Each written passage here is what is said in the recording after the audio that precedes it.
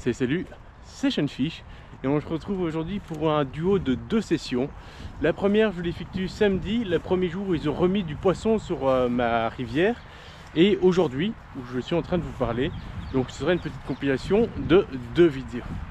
Alors cette vidéo, elle ne se fait pas ici par hasard. Aujourd'hui c'est une vidéo qui est sponsorisée pour la seconde fois et toujours par la même marque, par Temu. Alors pour ceux qui ne connaissent pas, Temu c'est quoi? C'est une plateforme qu'on retrouve sur internet où il y a un ensemble de magasins qui vendent des produits à prix très réduit. Il faut aussi savoir que la livraison est gratuite. Et donc du coup, Temu m'a proposé d'essayer un ensemble de leurres chez eux. Donc j'ai acheté des leurres que vous pouvez voir dans la vidéo précédente, tous les achats que j'ai effectués. Donc je vous invite à regarder cette vidéo là. À la fin de la vidéo, je vous donne aussi des conseils de comment je choisis mes leurres. Comment je fais pour acheter quelque chose que je pense être de bonne qualité à la fin, ou quel risque je prends sur les achats que je fais. Donc voilà, je vous invite à regarder cette vidéo là. Dans tous les cas, dans la description de la vidéo ainsi que dans les commentaires, il y a des informations supplémentaires, comme par exemple ici un code de réduction qui apparaît. Vous le tapez dans la barre de recherche une fois que vous êtes sur l'application téléphone. Donc je vous invite à télécharger l'application, ça ne marche pas sur le PC, il faut absolument l'application. Et une fois que vous avez téléchargé l'application, vous tapez dans la barre de recherche mon code, et avec le code vous débloquez des coupons de réduction. Donc voilà, ça c'est la petite proposition que je vous propose aujourd'hui. Et en même temps, je vous propose de tester directement les leurres que j'ai achetés sur Temu. Contrairement à la pré-opening où c'était une ouverture, un unboxing de colis, aujourd'hui je teste un petit peu le matériel pour voir ce que ça donne. Étonnamment, j'ai été très surpris par la qualité de certains produits, là où je ne l'attendais pas pour certains, et un peu plus triste pour des produits où j'attendais un peu plus de qualité. Donc comme quoi il y a toujours des surprises.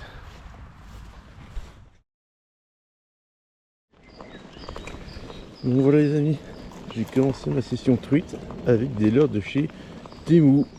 Alors, on va commencer par une cuillère vu que c'est mon leurre favori. Hop là, et on va commencer par une petite cuillère couleur truite arc-en-ciel. On est le samedi 16 mars ou 17 mars, quelque chose comme ça. Ils viennent de refaire des lâchers sur mon parcours, donc on va voir ce que ça va donner.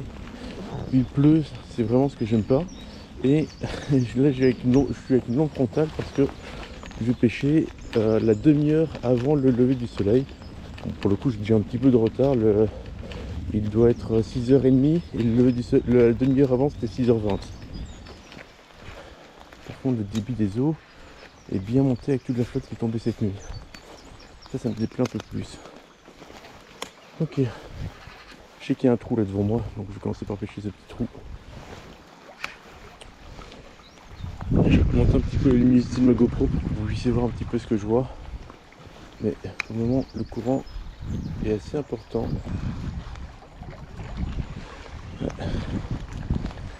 C'est compliqué à pêcher tout ça, il y a trop de courant. Il a plu toute la nuit. Et ça c'est mauvais pour le parcours. La cuillère ne supporte pas du tout le courant. Bon, c'est une première information, hein, mais c'est pas l'information qui me plaît quoi. Changement de leurre, je mets un petit poisson nageur, je viens d'écraser les ardillons aussi. Et on va essayer de voir si lui il tient un peu mieux le courant.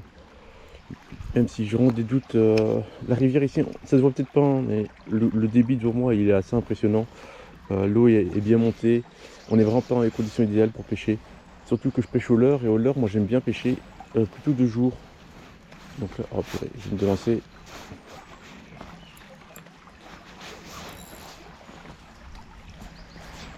Dans les bordures. Ça commence très mal tout ça. On va voir si on va se rattraper par la suite de la journée. Alors pour le moment je me concentre sur les trous que je connais. Donc les trous c'est là où je pense que se cache le poisson. Donc j'essaie de lancer là où il devrait se tenir. Même si j'ai vraiment pas de connaissance exacte des trous, parce que entre chaque année souvent il y a des gros coups d'eau. Et cette année il y en a eu un justement entre la fermeture et l'ouverture. Et ce gros coup d'eau fait que du coup souvent la structure des trous change un petit peu. Et vu que là c'est l'ouverture et que je vois pas le fond, c'est compliqué de savoir exactement comment se présentent les nouveaux trous quoi. À chaque lancer, je ramène des crasses. Ce qui est un bon indice dans le sens où mon leurre va assez bien dans les couches d'eau. Ce que je veux, parce qu'il faut que j'aille creuser un petit peu les différentes couches d'eau pour aller chercher les poissons. Mais en même temps, je sais pas à quel moment je m'accroche vu que j'ai aucune visibilité sur ce que je suis en train de faire.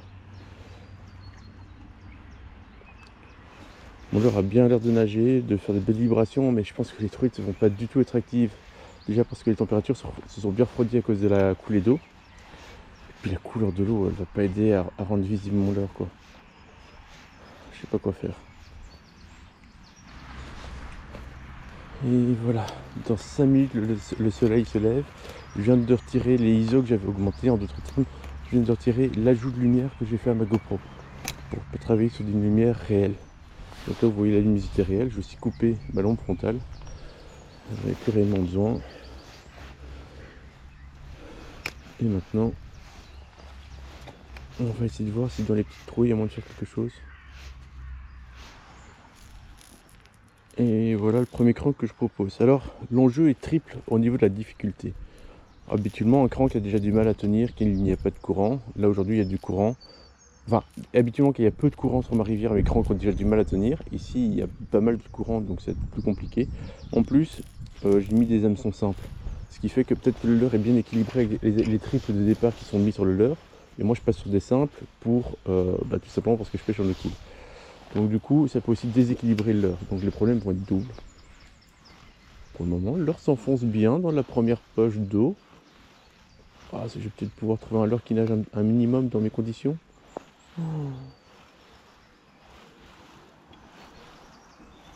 Oh oui, il a pêché dans les trouées.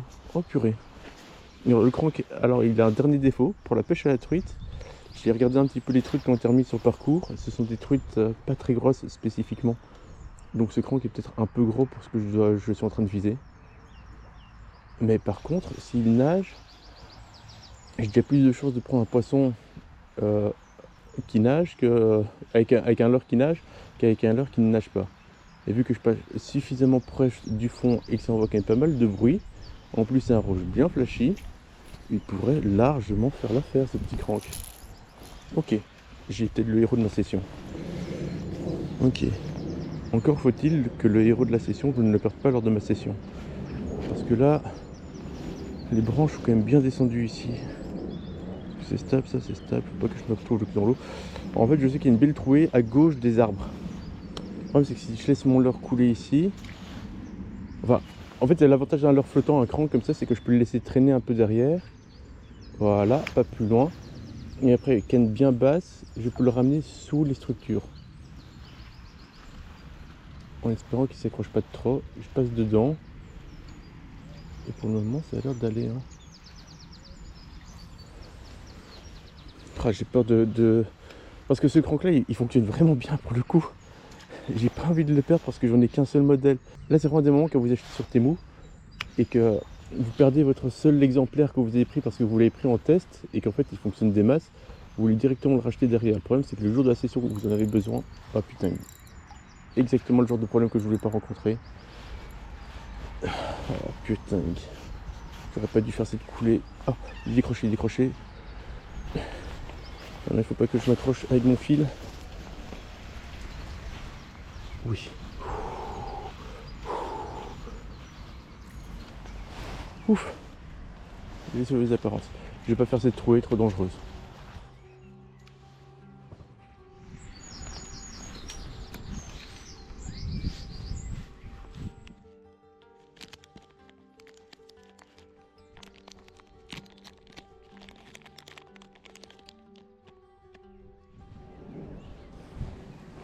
Oui, un détail que j'ai pas réfléchi quand j'étais en train de sortir mon montage chez Bourrasca, c'est que je vais devoir écraser l'ardillon ici.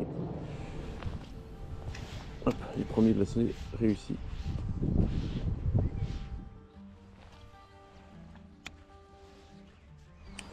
On se retrouve sur un de mes spots préférés de l'année passée. Là où je vous parle à l'heure actuelle, vous voyez le tronc d'arbre là? Devant toutes les branches, c'était relié à ce tronc d'arbre.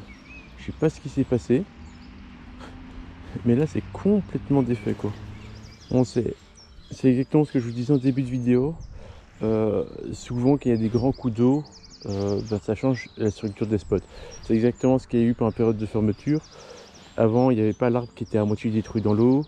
Ici, la bordure n'était pas aussi cassée que ça. Là, elle a bien été cassée et on voit que l'eau est montée bien haut dans la berge. Il n'y avait pas cette structure-là. L'arbre là était bien là par contre. Mais il y a quand même des grands changements de structure. Ce qui fait qu'il y a des nouveaux spots et malheureusement, c'est bien de pêcher des nouveaux spots, mais j'aime bien les pêcher et avoir un peu plus d'informations. Et avec l'eau brunasse comme elle est là à l'heure actuelle, ça me fait une contre-information, une contre-indication, c'est pas top du tout quoi. Et je sais que par exemple ici normalement avant c'était une zone shallow, mais vu que maintenant il y a l'arbre un peu plus loin, peut-être que c'est plus du tout une zone shallow. Ça tombe, c'est une très bonne zone. Oh, je sais pas quoi faire.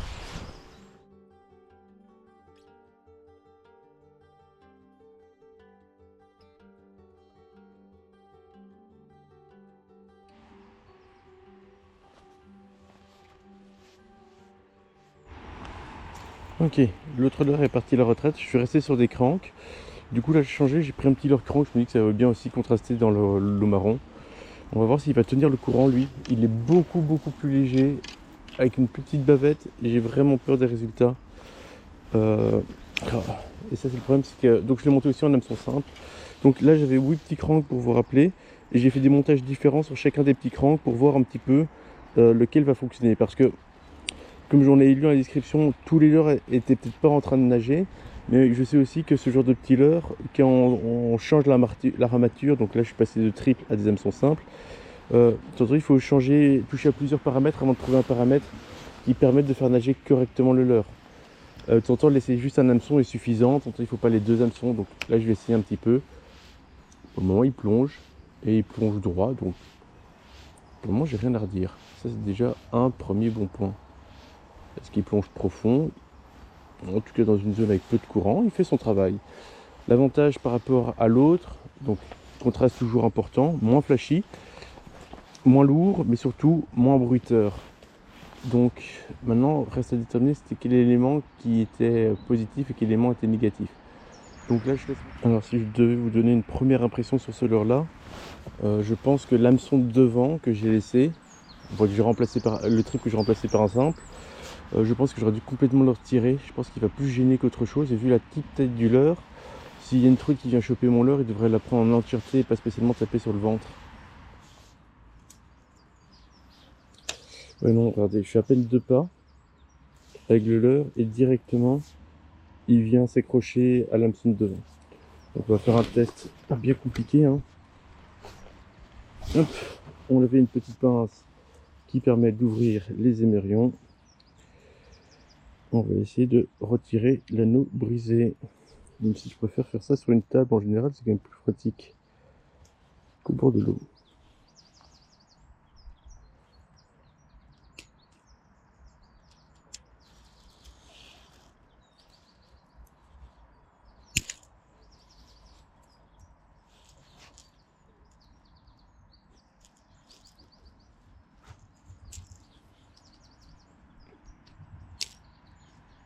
En général sur ce genre de pince, changer les émerions ça va. Oh.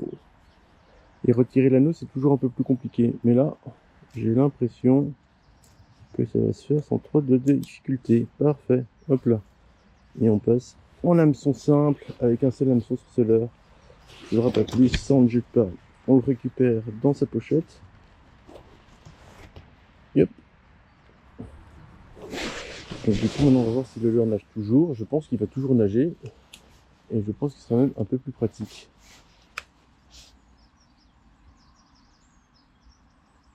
Le leurre nage toujours. Oui Seigneur.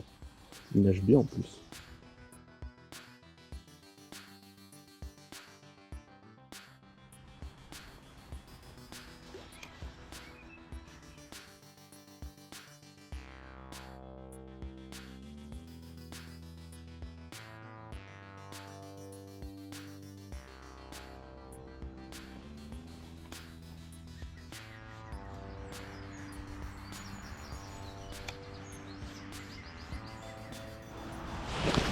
Vous savez quoi, je vais me tenter quelque chose. Vu que rien ne marche au leurre pour le moment, on va rester au leurre parce que j'ai que des leurres sur moi de toute façon. Et on va essayer un montage que je ne fais jamais. Et je me dis peut-être justement pour pêcher ces fameux trous que je vous dis. Alors, si j'arrive à les repérer du bord, on va pêcher avec une sorte de worm. Et on va monter un montage drop tout simplement. Donc il me faut un tronc. Et ici j'ai prévu des hameçons. Hop là. Et avec tout ça je vais pouvoir monter mon petit montage drop shot. Et voilà, montage drop shot, petit plomb de 5 grammes. Et on va essayer de faire des coulées verticales dans les trous, dans les présumés trous. On va voir ce que ça donne, en espérant trouver du poisson avec ce petit plomb de 5 grammes. Il devrait bien m'emmener au fond du trou. Hop. Voilà. On anime légèrement ce montage. Voilà, je viens de discuter avec un pêcheur, il a commencé à pêcher au leurre, puis il a pêché à la teigne. Pas de résultat pour le moment, et c'est pas étonnant, les œufs sont vraiment fort piqués. Il faut vraiment arriver à trouver les bons trous, et je pense que la solution sera vraiment la pêche au verre. Je vais insister un peu plus sur le trou qui est devant moi, que je connais un petit peu. J'espère qu'il n'est pas trop changé, mais c'est vrai que la structure des trous, elle est vraiment différente par rapport à la saison précédente. C'est ça qui est chouette, c'est qu'à chaque fois qu'on repêche une saison sur ce genre de rivière, ça fait un peu de renouveau. Mais c'est aussi le défaut, c'est que du coup, dans les conditions que je pêche à l'heure actuelle, ça va être plus compliqué. J'espère vraiment qu'il y aura du soleil tantôt pour éclaircir un petit peu tout ça. Et peut-être que j'espère que le débit va pouvoir diminuer, même si ça j'y crois pas trop. Bon, ce leurre me plaît assez bien pour le moment, je le vois, il fait quand même des beaux flashs dans le fond. Il est assez naturel d'une autre manière. Donc j'ai remonté toute la partie ici où c'est une série de trous, en espérant pas trop m'accrocher. Et donc là, en remontant le courant, donc en lançant amont et de faire descendre mon leurre en aval, je mets des petits coups de jerk et je laisse mon leurre profiter aussi un petit peu du fond pour essayer de redescendre et de pêcher bien les différentes couches d'eau. Et naturellement, avec le courant, il va faire des mouvements qui va peut-être intéresser le poisson.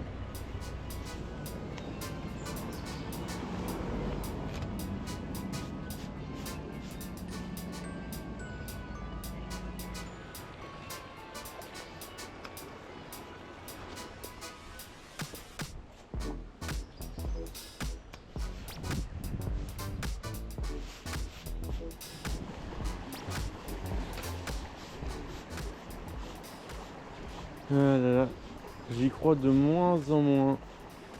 Et je suis pas sûr que j'aurais beau avoir tous les leurres du monde, ça ne ferait pas la différence, hein. Franchement là, je sais pas quel point je pourrais améliorer là pour espérer apprendre un poisson. Alors déjà, éviter sur des nœuds, ça va pas si mal. Ouais, ah non, ça va décrocher. Mais j'ai eu l'impression à des moments d'avoir des tapes sur ma cuillère ondulante. C'est pour ça que je vais insister un peu plus longtemps parce que j'ai cru avoir eu des suivis. Mais je vois rien du tout. Et je pense pas que passer sur des lunettes polarisantes m'aiderait à voir grand chose. Quoique ça me coûte rien de le faire, mais là, je pensais avoir des éclaircies cet après-midi, mais là, ça assombrit à nouveau. Donc j'ai peu d'espoir.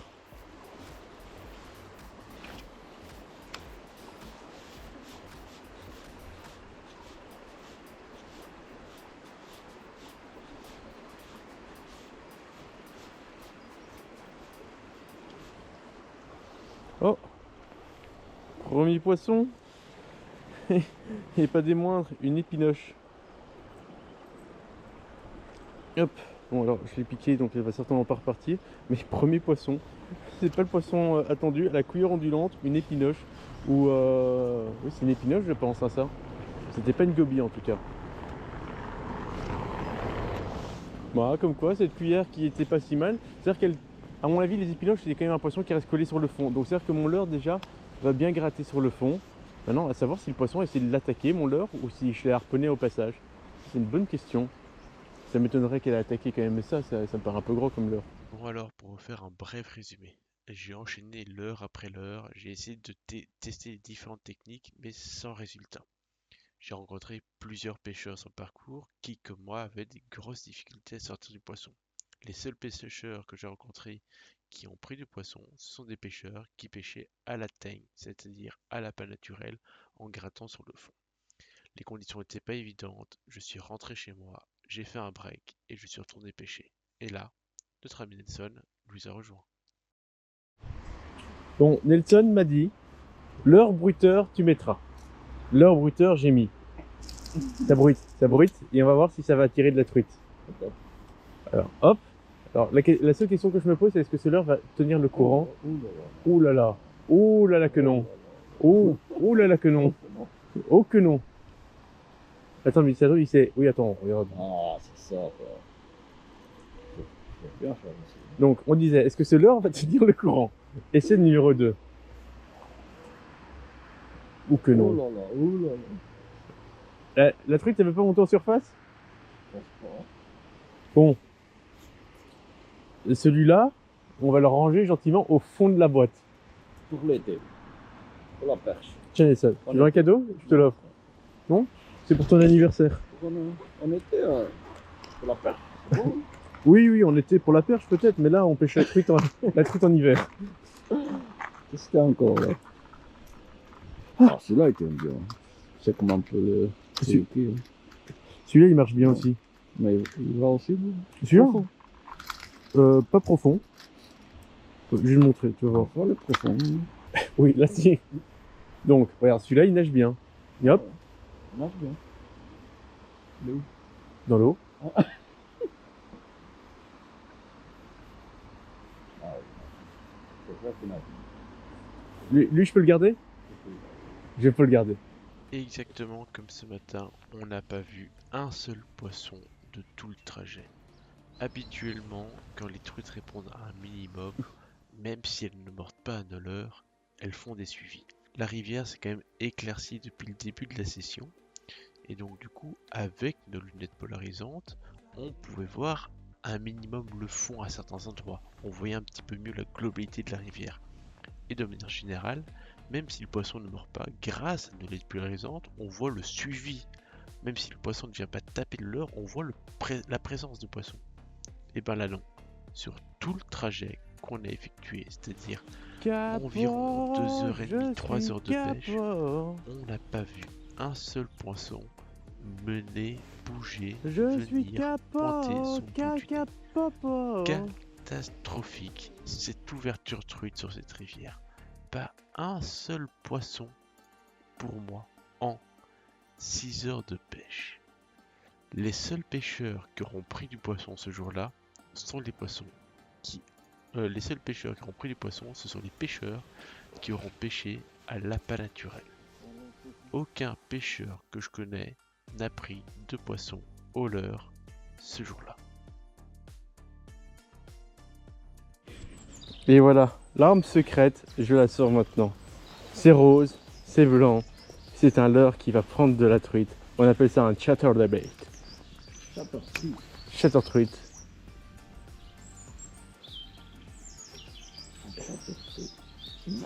En plus, il nage, hein. Hein, franchement. On met un petit crochet là, je sais pas.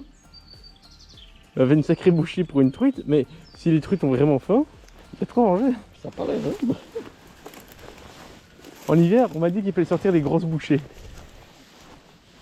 C'est très important en fait. Piti piti. C'est ça bien, non? Si j'y crois pas, tu vas y croire pour moi. Parce que j'ai l'impression que tu crois grand chose. Tiens, Taylor, tu as intégré les petits. C'est mieux. Le petit truc devant là, le petit. Faut enlever, ouais. Attends, faut. Il paraît, hein? Donc tu l'as fait toi. Moi, je Ça marche mieux? Non, hein.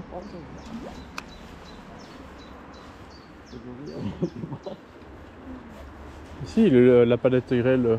Ouais. Est-ce que tu veux un montage drop shot avec un verre de terre? Poisson! Putain, j'y ai cru. Tu vois que... Ouais, mais là, par contre, je suis bien au fond. Là, t'es dans la merde, hein? Là, je suis dans la mer. Putain! Là, tu peux aller jusque-là, hein.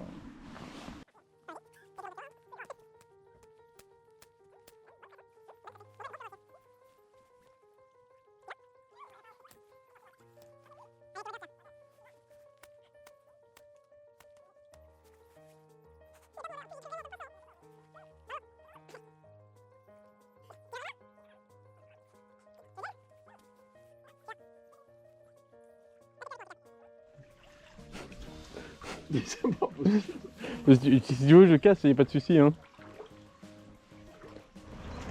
Mais je reste vraiment au fond.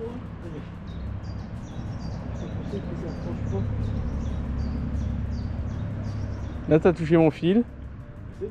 C'est tout.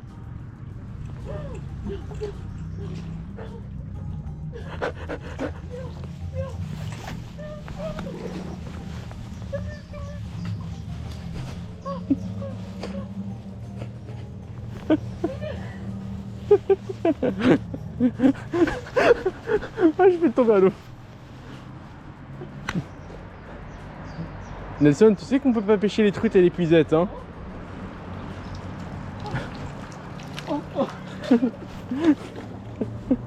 Bon, là, je sais pas. Je casse du coup.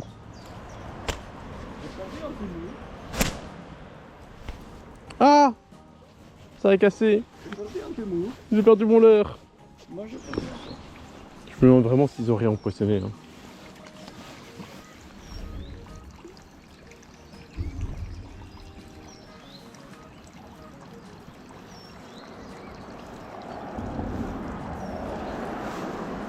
Mais tu vois, je me dis, des trucs de Fario qui n'ont jamais vu de leurre, un leurre rose bien pétant comme ça, qui fait du bruit, ça devrait au moins les attirer pour regarder quoi.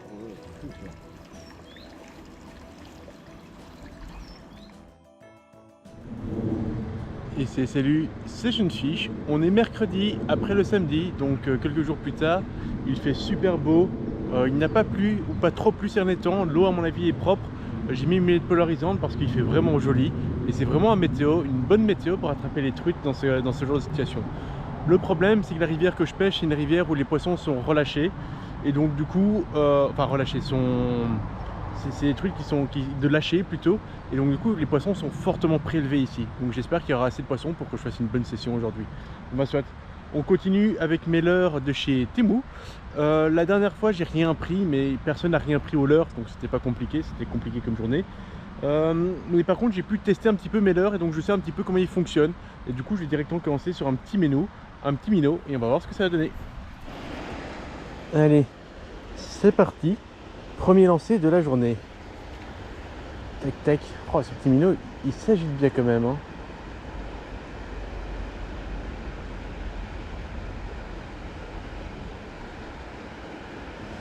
J'espère que les trucs vont être actifs aujourd'hui. Ce serait vraiment bien. J'espère qu'il n'y a pas trop de pêcheurs qui sont passés aujourd'hui. On verra bien ce que ça va donner. En tout cas, là maintenant qu'il fait ça un peu plus chaud, à mon avis, le cours d'eau s'est aussi un petit peu amélioré en termes de température. Et donc les poissons seraient peut-être, à mon avis, plus intéressés à peut-être remonter un peu dans les couches d'eau sur des leurres dures comme ça quand j'agite avec des beaux flashs. En tout cas, aujourd'hui, j'ai confiance.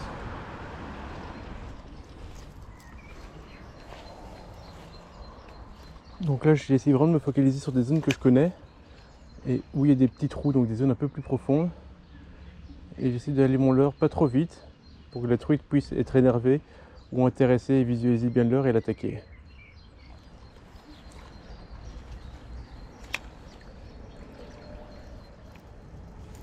Bon, j'ai fait quelques lancers avec ce leurre là. Il n'a pas l'air de donner, mais comme je vous dis, il monte peut-être trop à la surface ce leurre. Donc on va essayer de faire quelque chose d'un peu différent. Vu que là l'eau est quand même assez claire, qu'il y a une forte fluidité, on va partir sur un leurre plus discret. Donc c'est un leurre qui envoie moins de flash, parce que ici je trouve qu'il envoie beaucoup trop de flash dans l'eau. Et donc ça peut peut-être faire peur aux poissons, qui est peut-être méfiant parce que maintenant, vu que ça fait presque une semaine que la rivière est ouverte, il y a peut-être énormément de pression de pêche. Et ben, on veut essayer d'être discret par rapport aux autres pêcheurs. Et donc on va peut-être proposer un leurre coloré, un minimum de coloris. Soit le bleu, soit le blanc. Donc proposer le bleu, c'est une couleur que j'aime bien encore. Et vu qu'il y a pas mal de transparence sur ce leurre, ça fait assez naturel, tout en restant assez visible. Et vu que c'est un crank, ben, il plongera plus profondément. Et si j'ai bien fait mes tests la dernière fois, ils ont l'air de tenir ce genre de courant. Donc là, j'ai vraiment sur le papier, qui correspond à mes premières observations, une bonne réponse. Donc on va voir ce que ça dit. Encore une fois, c'est un pêcheur qui est passé 20 minutes avant moi. Ça, je peux pas le savoir, c'est indépendant de ma personne. Et ça peut complètement influencer ma pêche. Hein. Hop, j'ai juste pas réussi à se lancer derrière. Mais donc du coup j'ai bien tapé les trous comme ça. Alors le crank par contre j'utilise juste dans le sens aval.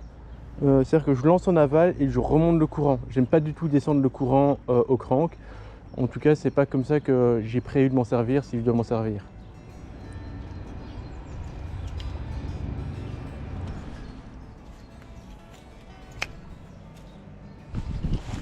Alors pour ceux qui connaissent pas la pêche à la truite en rivière, là par exemple sur ma droite j'ai toute une zone très shallow. Je suis quasi sûr et certain que c'est pas intéressant à la pêcher. Même si j'arrive peut-être à lancer dans la bonne zone, ça pourrait peut-être encore aller. Mais c'est quasi pas intéressant parce que les truites, en général, de ce que je sais, vu que ce sont quand même des truites de lâcher ici, qui sont quand même déjà d'une certaine taille, vont chercher les fosses un peu plus importantes, comme qu'il y a ici à l'intérieur de ce virage. Donc je me contente de pêcher les zones vraiment intéressantes et j'évite de perdre trop de temps dans les zones réputées sans poisson, on va dire. Et je m'attaque juste à ces fameux trous. Alors peut-être à tort, mais en général c'est comme ça que j'ai tous mes résultats, en pêchant les trous à chaque fois.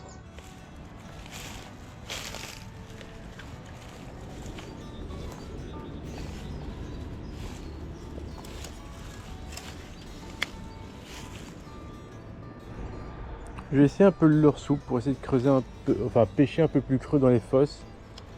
C'est de voir si je peux pas démarquer quelque chose. J'ai juste très peur de perdre mon leurre assez rapidement et de m'accrocher sur le fond. C'est qu'en général je pêche pas avec un leurre souple. Mais c'est important. Alors, le problème c'est que la plombée du leurre souple, il faudrait vraiment le changer, que je la change par lancer, par zone que je veux viser et par fosse. Ce qui limite un petit peu le choix. Je prends un coloris assez naturel par rapport à la rivière, hein. L'orange et pas trop dénaturel on va dire. C'est un peu visible quand même mais pas trop non plus, donc on essaie de jouer sur ces paramètres là pour essayer d'intéresser du poisson. Il y a un pêcheur devant moi, 50 mètres devant moi. J'hésite, est-ce que je fais demi-tour maintenant ou est-ce que je pêche plus rapidement que lui, je vais le dépasser? Parce que là, s'il est déjà passé avant moi, ça semble il a déjà soit pris les poissons, soit déjà touché, soit les a fait peur quoi. Ouais, j'ai fait un ou deux trous et puis je vais remonter plus haut. Voilà, je viens de remonter le parcours et j'ai discuté avec le pêcheur que j'ai croisé qui m'a dit que il avait rien fait pour le moment. Enfin si, une truite mais pas sur cette partie de parcours, sur un petit crank. Donc ça reste intéressant. Donc là j'ai pêché ce trou-ci que j'aime bien, qui est en fin de parcours. Je pêche en doux linéaire là. Et après je referai un passage sur le parcours et je vais tout remonter. Et je vais essayer de voir si en approchant vraiment les spots par derrière, j'ai plus de chances de les faire ou non. Je suis un petit peu moins à l'aise sur cette manière d'approcher, mais il faut trouver une solution pour faire du poisson. S'il y en a sur le parcours, il devrait y en avoir, il n'y a pas de raison qu'il n'y en ait pas.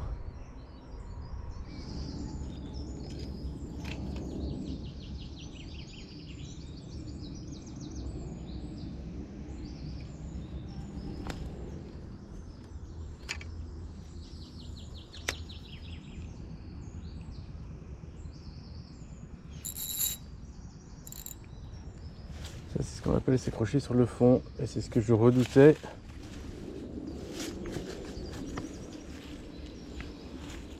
Hop là, et en me déplaçant, ça se décroche. Super. Par contre, je viens de pourrir certainement le trou en faisant trop de bruit.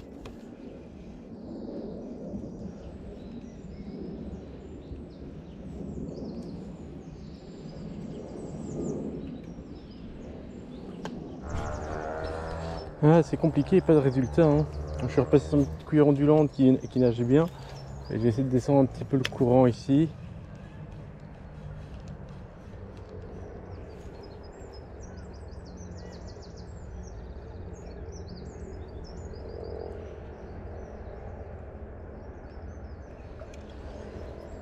On voit des flashs en tout cas, ça c'est bon signe déjà. Mais au-delà de ça,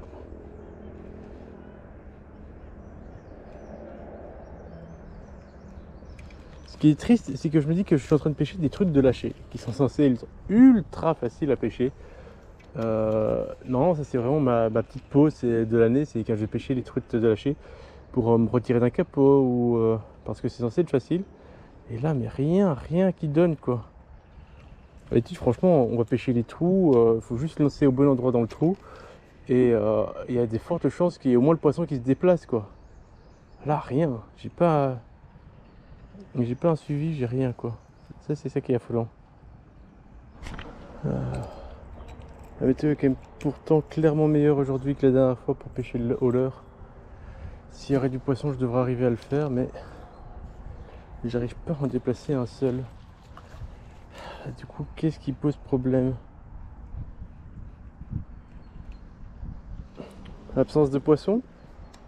Poisson apathique? Leurre pas le plus approprié? Mauvaise technique?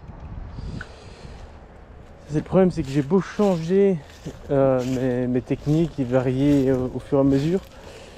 Quand il n'y a pas de réponse, il n'y a juste pas de réponse. Et donc là, on peut se remettre en question sur tout. Et à partir du moment qu'il n'y a pas de poisson, on imagine que c'est ça. J'espère que c'est pas le cas. Mais quoi que je fasse, ça n'ira jamais. Si le problème c'est une question de technique, là je peux essayer de trouver le problème et essayer de m'arranger. Si c'est un problème dans le choix de leurre, je peux aussi changer et trouver la solution. Mais si c'est autre chose... Bon, pas de poisson sur cette partie de parcours. On va donc changer de tronçon. J'ai fait tout le parcours du début jusqu'à la fin et de la fin vers le début. Plein de touches. Ce qui est relativement quand même inquiétant. Alors que faire? Que faire?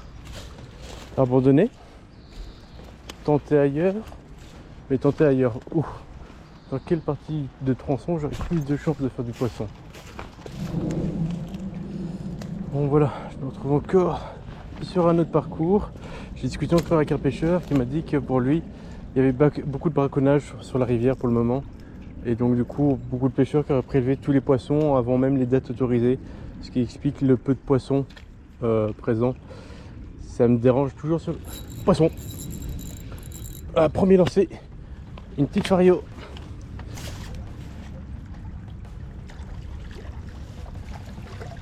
Merde, l'épuisette. Le inconscient, l'épuisette et la truite. Bon. Je suis pas dans une situation idéale. L'épuisette dans une branche et la truite harponnée. Oh, le combo winner-loser. Voilà, première truite de la session.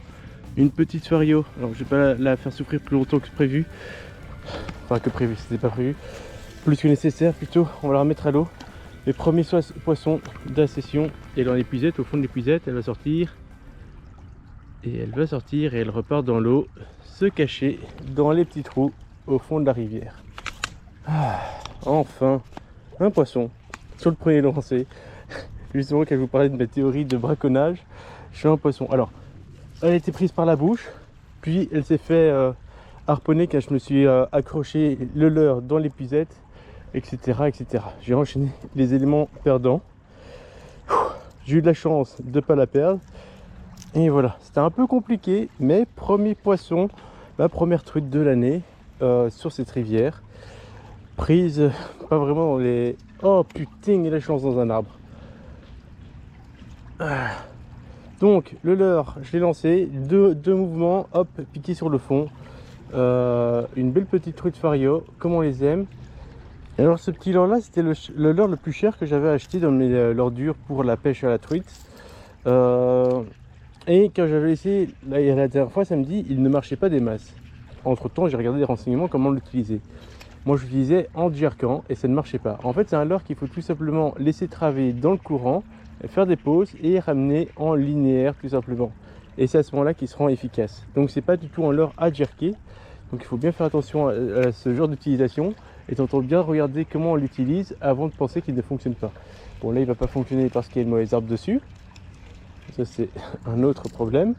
Mais donc, du coup, c'est bien un leurre qu'il faut laisser travailler avec le courant, aussi bien en amont qu'en aval.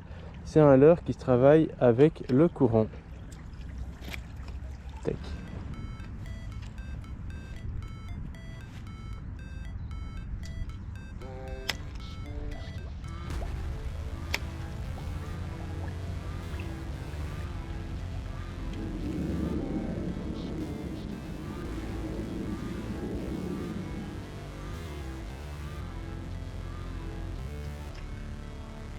Ok, ici j'ai un problème, c'est que j'arrive pas à pêcher sous l'arbre qui se trouve dans cet angle-là. Donc, parce que mon leurre, je ne sais pas lancer derrière le crank et j'arrive pas à le faire suffisamment plonger.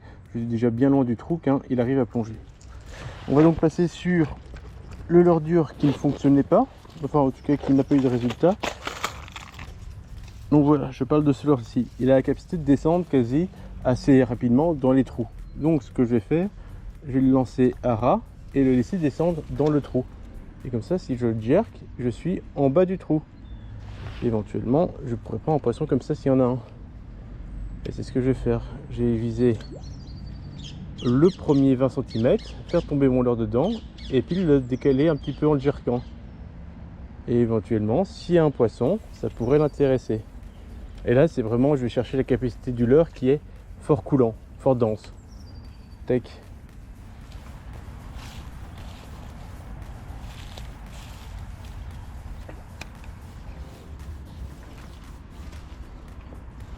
Bon, je suis repassé sur ce leurre là qui m'a ramené ma première truite. Et vu que j'ai vu que c'était un lancer amont vers aval, je vais repêcher un segment que j'aime bien parce qu'il est marqué de plusieurs trous. Et je vais le remonter amont vers aval. Vous avez compris. Et on va voir si il pourrait fonctionner de cette manière-là. Premier passage, non. Note que j'aurais dû commencer par le trou qui était le plus proche de moi, celui-là. Non plus. Donc j'ai fait le trou bien à gauche. Maintenant je vais faire le même trou sur la partie invisible parce que j'ai tout visible à droite, mais plutôt côté droit. Non plus. On se rapproche, on va viser derrière la pierre là devant. Donc on va d'abord lancer sur le côté droit de la pierre pour passer le long de la pierre. Voilà, comme ça, tac. Et là rien. Ici j'ai lancé derrière la pierre. Hop. Derrière la pierre mais un peu trop court. On va essayer de lancer sur la pierre alors, ça va peut-être plus simple, même si j'ai peur de m'accrocher. Je suis sur la pierre et je me suis pas accroché. Tac tac, et la tombée est assez naturelle. Il n'y a rien quand même. Et voilà, fin de session. Ça fait 2h30 que je pêche et j'ai sorti un poisson et pas de suivi, rien à part ce poisson. Donc je suis déjà content, je suis pas capot, mais c'est très compliqué pour le moment. Alors la question, c'est pourquoi. Quand on a des suivis, qu'on n'arrive pas à décider le poisson, on a déjà un début de réponse. On sait déjà que le poisson est là et qu'il faut trouver quelque chose pour arriver à le décider. Mais quand on ne fait rien bouger du tout, c'est à se remettre en question s'il y a la présence ou non de poissons. Ici c'est une rivière de lâcher où les pêcheurs sont habitués à prélever le poisson. Et il n'y a pas vraiment de truites qui persistent sur le long terme. Voilà, peut-être que le problème c'est là, c'est qu'il n'y a peut-être plus de poissons. Ou le problème est tout autre et j'ai pas réussi à trouver la solution. Et le problème sur une rivière où on ne sait pas s'il y a du poisson toute l'année dessus, on ne sait pas se remettre en question tout le temps. On ne sait pas si c'est la faute du pêcheur ou le fait qu'il n'y ait tout simplement pas de poisson. Enfin voilà, j'ai essayé, j'ai pu quand même tester des leurres. Il y a certains leurres qui sont revenus meilleurs que d'autres, certains qui m'ont plu, même certains qui m'ont énormément surpris. Là où je les attendais pas, ils ont été assez efficaces, en tout cas au niveau de mes attentes.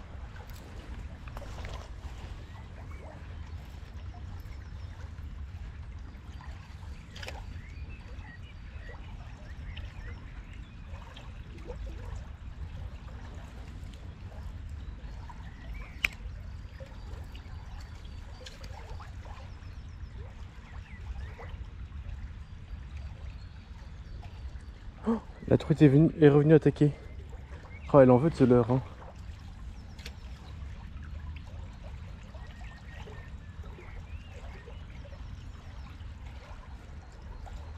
Si je passe pas avec ce leurre là, je fais juste un petit changement après pour tester un truc. Allez, sans se casser la figure, on va essayer de la retenter mais de l'autre côté pour voir s'il n'y a pas moyen de faire quelque chose.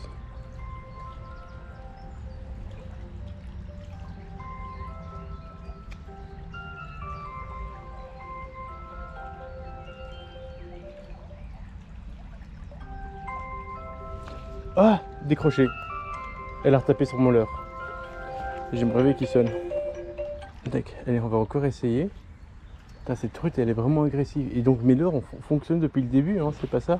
C'est juste que peut-être manque de truites sur le terrain ou manque de truites actives.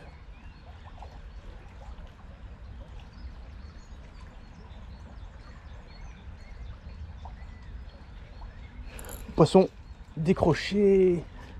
Ah. Bon alors, je vais vous montrer un petit peu le matériel que j'ai acheté et ce que j'en pense maintenant que je l'ai bien essayé. On va commencer directement par le petit leurre qui est sur ma canne. C'est un leurre de chez Proberos.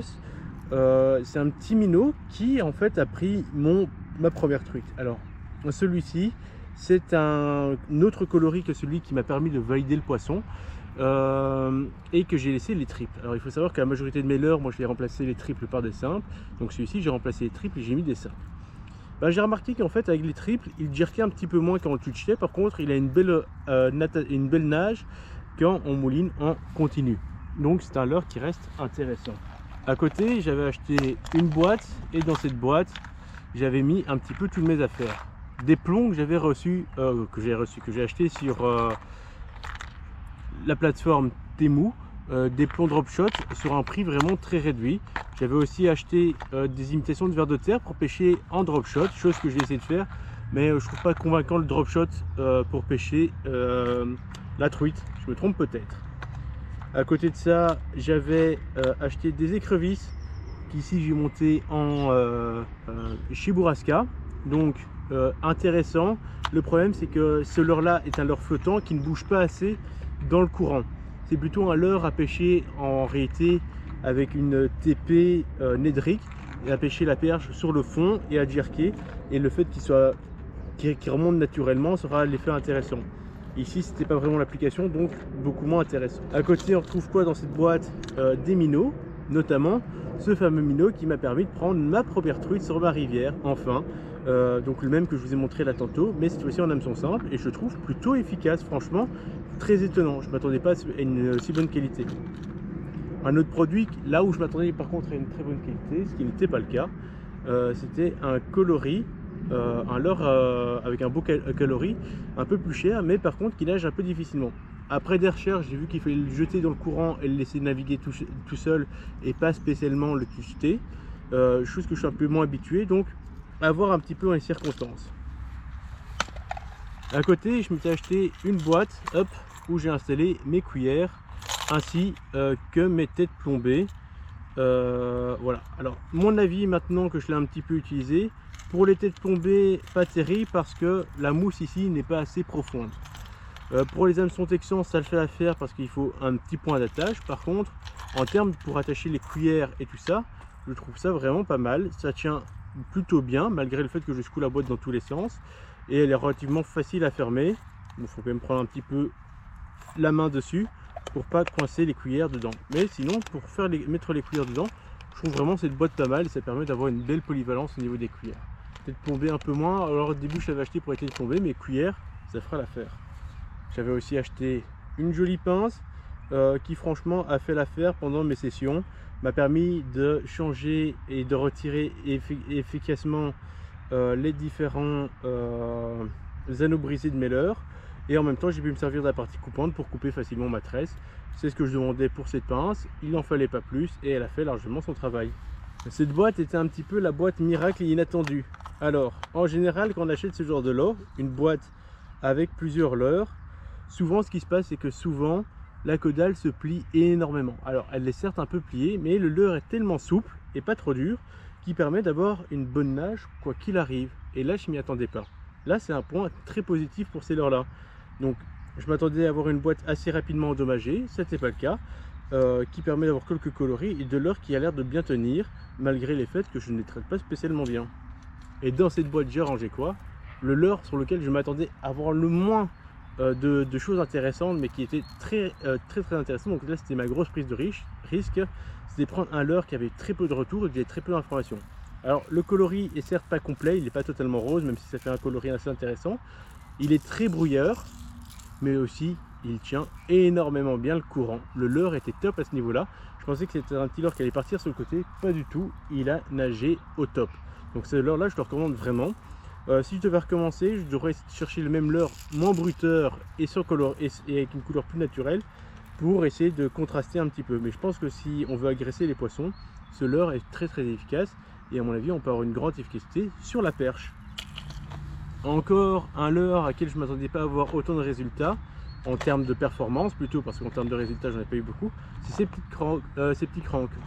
Quand on les a vendus, quand on a regardé un petit peu les informations, ils étaient annoncés comme des leurres qui avaient possiblement le fait qu'ils n'allaient pas être tous de bonne qualité. Moi en les essayant, non seulement ils étaient de bonne qualité, mais en plus ils arrivaient à tenir le courant. Je ne pensais pas que vu leur taille et vu leur grammage, qu'ils allaient pouvoir tenir le courant. Ils ont tenu le courant et ça je trouvais ça très surprenant. Petite information et 2 tips que j'ai pu observer. Ils nageaient mieux et étaient plus performants avec un seul hameçon simple derrière au lieu des 2 triples. Et j'ai aussi retiré l'anneau brisé parce que moi je pêche avec des agrafes. Et à partir de ce moment-là, franchement, le leurre était top. Rien à redire, c'est un leurre que je sais qu'il prendra du poisson dans l'avenir. De plus, le prix est vraiment très intéressant, je trouve. Et vu qu'ils sont vendus avec un lot de plusieurs cranks, si on vient en perdre un, on en a toujours un de rechange. Certes, pas le même coloris, mais on a quand même des leurres de rechange. Et pour finir, sur chatterbait, alors j'ai voulu tester un petit peu le chatterbait pour la truite. Alors c'était déjà compliqué. Moi le rose, c'est un coloris que j'aime vraiment bien pour pêcher la truite, donc j'ai essayé ce coloris. Mais pour le coup, c'était pas top. Ça nage pas assez dû au courant quand je lance dans un sens, et quand je lance dans l'autre sens que je remonte le courant, là ça remonte trop à la surface. C'est plutôt un leurre pour pêcher dans les zones sans courant, polders, étangs, ce genre de choses quoi. Mais j'ai voulu essayer, c'était une expérience. Je pense que même qu'en été, quand il y a un petit peu moins de débit, il y a moyen de faire quelque chose avec cela. Bon, après il faut voir si les truites sont tentées de bouffer une petite grosse bouffée. Mais c'était à tenter et j'étais quand même content d'avoir essayé. Je vous invite quand même à regarder la vidéo précédente si vous voulez avoir des informations de qu'est-ce que je vous conseille pour vous assurer de ne pas avoir de mauvaises surprises et comment moi je procède, parce que je suis quand même habitué à ce genre de plateforme. J'achète quand même un certain volume sur des plateformes comme Temu et donc du coup je sais comment me diriger vers les bons et les mauvais leurres. Dernière chose, surtout n'oubliez pas de télécharger l'application et d'utiliser mon code si vous voulez avoir des réductions très intéressantes. Allez, sur ces amis, moi je vous dis ça salut et à la prochaine. Bye. Quand même un truc que je dois vous dire depuis tout à l'heure, la caméra je l'ai attachée à un arbre parce que je n'ai pas de trépied, donc l'écran est un peu skive, donc je dois être en diagonale depuis le début de la séquence. Deuxième point, c'est que depuis le début je ne sais pas si on voit ma tête, j'ai pas de retour sur image. Donc si ça tombe, depuis tout à l'heure je parle et on voit que ça. J'espère que ce ne sera pas le cas, mais si c'est le cas, c'est comme ça, hein. Qu'est-ce que vous voulez que je vous dise moi? Je suis pas youtubeur professionnel encore, hein. C'est ma première vidéo sponsor. Je t'aurais quand même songé à tout cela. Allez, sur ce les amis, ciao ciao.